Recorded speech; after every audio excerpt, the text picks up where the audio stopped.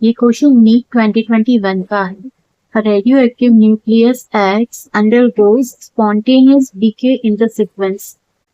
यहाँ पे एक प्रोसेस गिवन है X2 B2 C2 D where Z is the atomic number of element X.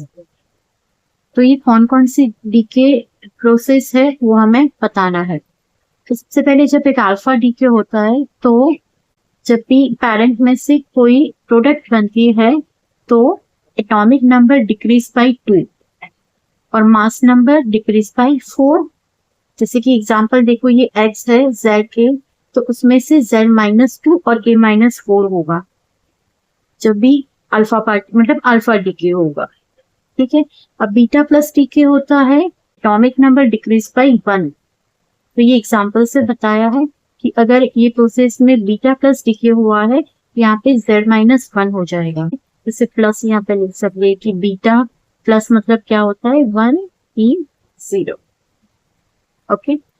और अगर बीटा माइनस डीके है तो उसमें जो प्रोडक्ट है उसमें एटॉमिक नंबर इंक्रीज बाय 1। ठीक है। यहाँ पे हम लिख सकते हैं कि बीटा माइनस डीके मतलब it is nothing but electron. ठीक है।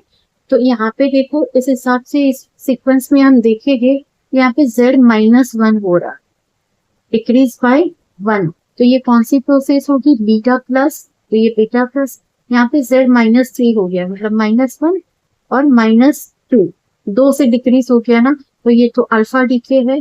देन यहाँ पे अगेन -3 से -2 मतलब कि +1 हो गया, इंक्रीज बाय 1, तो ये हो गया बीटा माइनस डीके।